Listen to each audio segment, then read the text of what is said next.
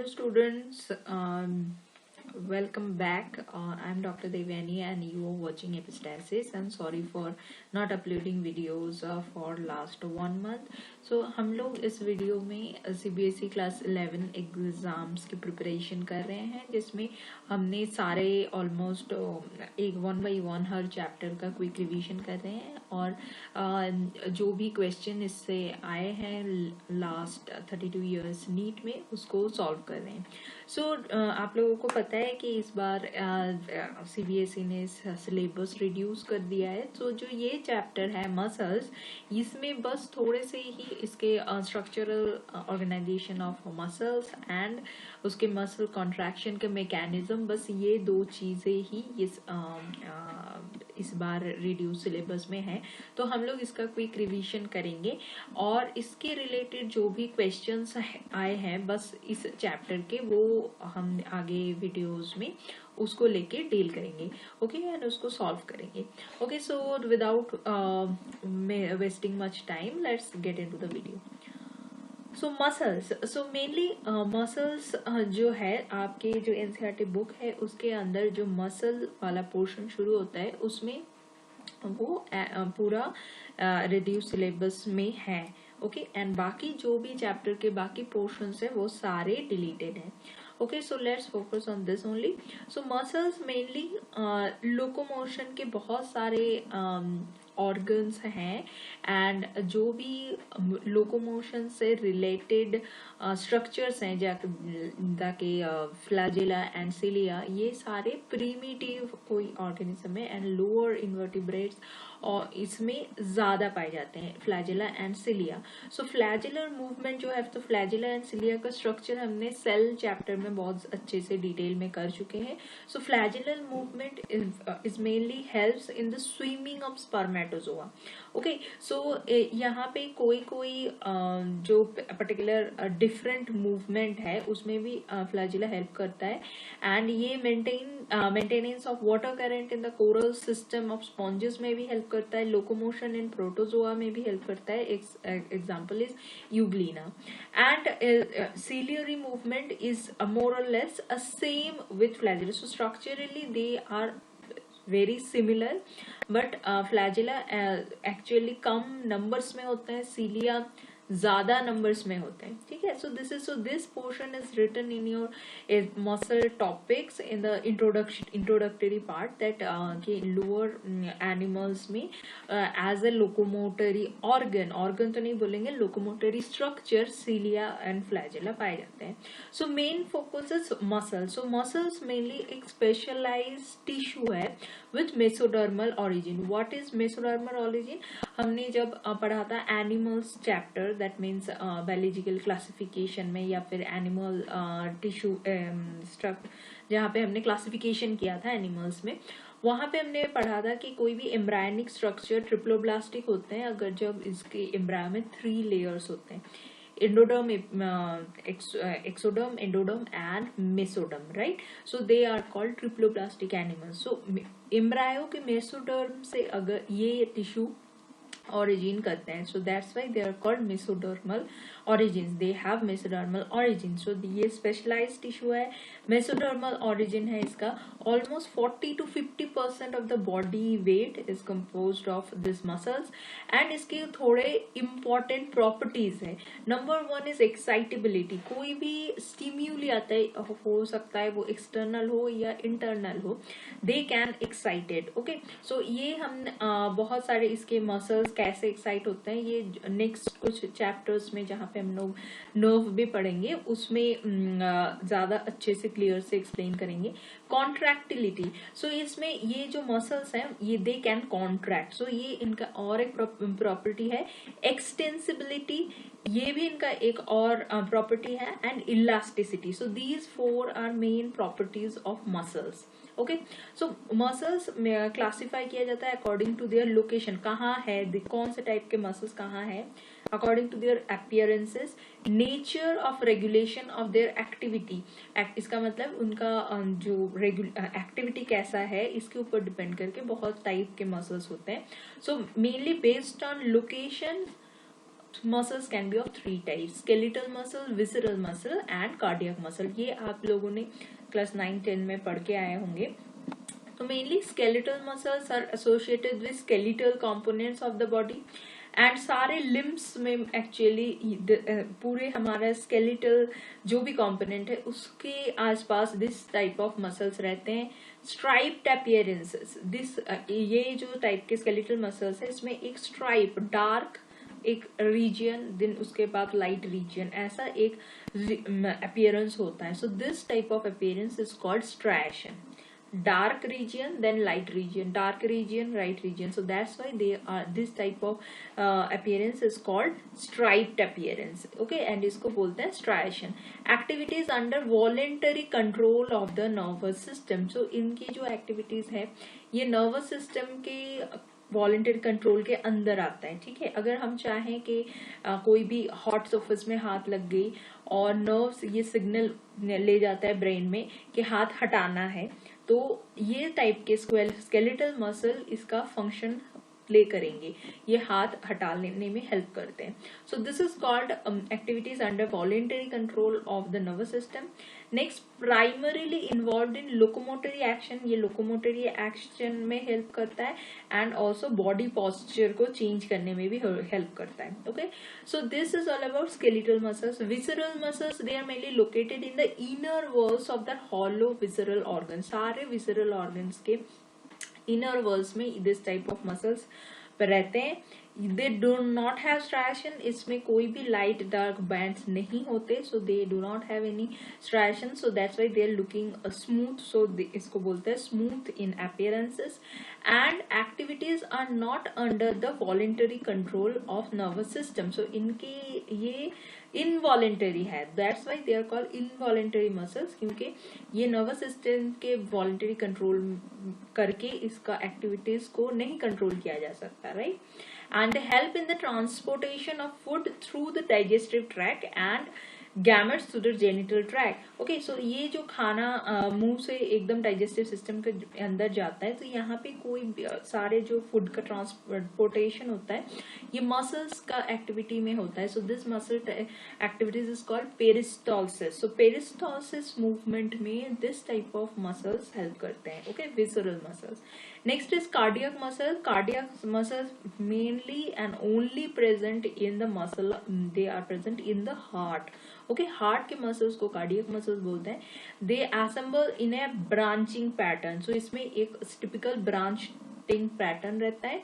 And they are striated and involuntary. So their striated nature is coming from skeletal muscle and involuntary feature is coming from smooth muscle. So they have one character for skeletal and one character for smooth muscle. So that's why you can just remember it. Okay, so this is cardiac muscle. So अभी हम लोग structure of skeletal muscles में concentrate करते हैं कि कोई भी अभी हमें muscle contraction की जो भी मैकेनिज्म है उसको हमें डिटेल्स में पढ़ना है, तो उसके लिए हमें स्ट्रक्चर ऑफ स्केलेटल मसल को अच्छे से जानना पड़ेगा। So next is skeletal muscles. So skeletal muscles is mainly made up of a number of muscle bundles. बहुत सारे मसल बंडल्स होते हैं and this muscle bundles are called fascicles. Okay, एक एक मसल बंडल को बोलते हैं fascicles and they are held together by a common membrane and this membrane is called fascia. So fascicles are muscle bundles and the common connective tissue that's hold together these bundles are called fascia. Now each muscle bundle contains a number of muscle fibers. Okay, and each muscle fibers lined by a plasma membrane called sarcolemma and the cytoplasm called sarcoplasm. So ये जो figure यहाँ पे है ये आप लोगों की NCERT book से ही है। So बाहर जो भी ये येलोइश या येलोइश ऑरेंज कलर की स्ट्रक्चर है दिस इज fascia. इसके अंदर these bundles are muscle bundles and each muscle bundles contains a number of muscle fiber. यहाँ पे जो भी irregular shape दिख रहे हैं these are muscle fibres, and ये मसल फाइबर्स के आउटर जो लेयर है it is called, that means the plasma membrane. So muscle fibres are nothing but muscle cells. They are looking like a fiber, that's why they are called muscle fibers. They are nothing but muscle cells, and muscle cells के बाहर वाले जो membrane है, plasma membrane है, it is called sarcolemma, and इसका जो cytoplasm है it is called sarcoplasm. Okay, so this is sarcolemma, and inside the cytoplasm is called sarcoplasm. Okay, now this muscle fiber are syncytium, or the sarcoplasm contains many nuclei. So the word syncytium we use for many nuclei. When the cytoplasm has more than one nuclei, we use this term. So this sarcoplasm contains many nuclei. Okay, and इनकी जो ER that means endoplasmic reticulum है, इसके भी अलग एक नाम है, it is sarcoplasmic reticulum. And इसमें बहुत सारे कैल्शियम आयन स्टोर्ड रहते हैं, because calcium ion muscle contraction में बहुत ज्यादा इंपॉर्टेंट रोल प्ले करते हैं. Okay, now this what is myofilament or myofibrils? They are large number of parallelly arranged filaments in the sarcoplasm. So sarcoplasm के अंदर भी बहुत सारे parallelly arranged filaments रहते हैं, जिसको myofibrils बोलते हैं. So muscle cell means myofiber, and उसके अंदर जो parallelly arranged filaments रहते हैं, they are called myofilaments. Okay, now each myofibril has alternate dark and light band. So now we are talking about each and every thin filament. Okay, thin fibrous filaments, and they are called myofibril. So ये myofibril में alternate dark and light bands होते हैं. So this is mainly due to the reason for striation appearances, right? So this dark and light bands, so light bands contains actin. So actin is a protein, and light band contains actin, and it is called I band or isotropic band, whereas dark band are called A band or anisotropic band, and which contains myosin. Okay, so light bands are I bands with A actin, and dark bands are A bands with M actin, with another protein called myosin. Okay, so it is dark light bands contains actin, and they are I band, and dark bands are A band with myosin, right? Now both these proteins are arranged in a rod like structure. Okay, so ये actin and myosin ये rod like structure में रहते हैं parallel to each other. They are present parallel to each other. Okay, and they also to the longitudinal axis of the myofibril. So if this is a myofibril, then they are longitudinal axis के axis में ये लोग parallelly arranged रहते हैं, actin और myosin, right? Now this actin is also called thin filament, and myosin is also called thick filament. So thin filament comprises I band, that means light band, and thick filament comprises dark band, that is A band, right? Now see this picture, this is A band. Okay, and this is light portion is called I band. So this is I band, or so this is A band, dark band, and this is light band, I band. So dark band जो है वो ज्यादा इसका length ज्यादा है, I band का कम है. Okay, and इसमें अगर आप देखें तो कोई ये जो आई बैंड है दैट मीन्स लाइट बैंड है, इसके बीचों बीच एक लाइन है, this is elastic fibre, and this is called Z line. So here it is also an I band, here it is another I band. So they are present in alternate. Okay, I band, then A band, then I band, then again A band. So this is I band, and the middle line is called Z line. It is a elastic fiber. Okay, and what is M line? M line भी एक fibrous membrane है जो A band को I band के अंदर बीचों बीच, that means parallelly पकड़ के रखते हैं. ठीक है, सो इसको हम ऐसे भी बोल सकते हैं कि M line is the middle line of A band, right? Because this is a fibrous membrane which holds A band in between this actins. Okay, so this is M line or M band. So middle of this band is I band. Okay, so इसको बोलते हैं M line. Next, A and I bands are arranged alternately throughout the length of the myofibril. So this is I band, then this is A band, then again I band, then another A band is there. So what is sarcomere? Sarcomere is the portion of myofibril between two successive Z line. So यहाँ हो गया एक Z line and yeah, this is another Z line. So in between this portion is called sarcomere. ये functional unit है contraction का, and इसमें क्या होता है, पूरा एक A band इसमें आता है and half of I band is present in front of it and half of I band is present at the end, right? So this is the whole sarcomere or the functional unit of contraction, right? Now जब resting stage में कोई भी muscle होता है, so ये जो A band है इसका जो edges है, side वाला portion है, ये thin filament के साथ overlap होके रहता है. Just see, so this is A band and यहाँ A band, ये जो बीच वाला dark red color का band है इसके end to end है. Just see, it is present end to end of this dark red color filament. So this is thick filament, right?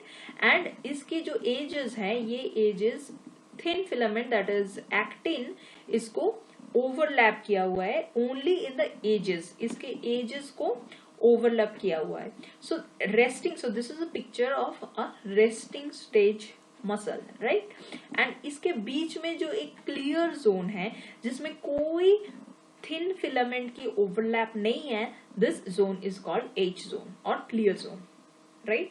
So this is the resting stage of a muscle where the edges of the thick filament is overlapped with thin filament, but only the middle portion is clear. That means they are not overlapping with any thin filaments, and this zone is called H zone or clear zone, right?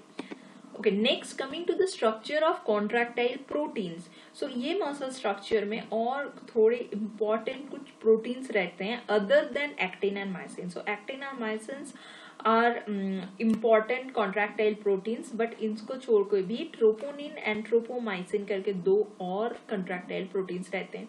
So जो यहाँ के actin है ये भी एक filamentous structure बनाते हैं. So this filamentous actin structure is called F-actin, but it is mainly a polymer of monomeric globular protein or G protein. So in this picture these are globular proteins. ये जो green color के balls हैं, these are globular actins and they are joined with one another and form a polymer, and this polymer is called filamentous actin. So this is filamentous actins and each one globular thing is called G-actin, right? And यहाँ पे ये जो two other filaments are very important. So यहाँ पे tropomyosin, so this rope-like structure, it is tropomyosin. Okay, so ये tropomyosin के भी दो filaments होते हैं जो F-actin के साथ बहुत अच्छे से linked होके रहते हैं, बहुत close link होते हैं. So if this is F-actin, then tropomyosin, it is again a two filament protein. They just wrap the whole F-actin and they are run very close to each other, right? And कुछ intervals में यहाँ पे troponin proteins भी रहते हैं. So just see this three globular pink color structure. So कुछ interval में यहाँ पे troponin proteins भी रहते हैं. So they are distributed at regular interval on the tropomyosin. Tropomyosin के filament के ऊपर this troponins रहते हैं, right? So resting stage में क्या होता है? A subunit of troponin mask the active binding site for myosin on the actin filament. Okay, so this is the main thing which is mainly occurring in the resting stage. ये troponin जो है इसका main काम क्या है कि ये actin के जो एक्टिव साइट्स हैं उसको मास्क करके रहता है ड्यूरिंग रेस्टिंग स्टेट. ओके, सो रेस्टिंग स्टेट में एच जोन क्लियर होता है, राइट, जो हमने पहले वाले पिक्चर में देखा. And another feature of resting stage is troponin is masking the active binding site of myosin on the actin filament. Okay, so ये भी myosin actin का जो एक्टिव साइट है जिसके थ्रू वो माइसिन के साथ बाद में बाइंड होगा उसको मास्क करके रखता है. Okay, so this is about actin, troponin and tropomyosin. Now come to the thick filament myosin. So myosin again is a polymerised protein and monomers are called meromyosin. Okay, so each monomer of a myosin is called meromycin. Now meromycin में तीन अलग अलग portions रहते हैं. A globular head, so this is the globular head of meromycin. A short arm, so this is short arm, and a tail. Okay, now this head and short worm इन दोनों को इकट्ठे बोलते हैं heavy meromycin. Okay, so the head and short arm comprises heavy meromycin and the tail comprises light meromycin. Got it? Now this is the head and this is the tail. So यहाँ पे हम देख सकते हैं कि दो meromycin एक के साथ एक रैप होके रहता है. ठीक है, so this is monomer. So each of this is one meromycin, the monomer of myosin. Okay, next is ये जो हेवी मेरोमाइसिन है इसके आर्म्स आउटवर्ड प्रोजेक्ट होके रहते हैं जैसे इस पिक्चर में है. So if this is its tail then its head will come in this angle. Okay, so ये कुछ डिस्टेंस के बाद इसके एक एंगल में इसके हेड थोड़ा ऊपर होके रहते हैं. Okay, so this from each other form the surface of the polymerized myosin filament and is known as cross arm. So this is cross arm. ये tail है, tail से एक angle में इसका head and short arm ऊपर उठा हुआ है. So this is forming the cross arm. So यहाँ पे जो इसका head है, head में एक actin binding site होता है जिसके थ्रू मायोसिन एक्टिन के साथ बाइंड होता है एंड एक एटीपी बाइंडिंग साइट भी होता है. बिकॉज ये मसल कॉन्ट्रैक्शन एक एनर्जी ड्रिवन प्रोसेस है, इसके लिए इसके अंदर एक एटीपी बाइंडिंग साइट भी होते हैं जिसमें एटीपी आके इसके ऊपर बाइंड करता है इस साइट में. Okay, so head has two important site. one is for actin binding site and another is ATP binding site. Right, so this is all about the structure of skeletal muscle and इसके next part में हम लोग muscle contraction के mechanism के बारे में पढ़ेंगे. So don't miss it and till then take care, good bye.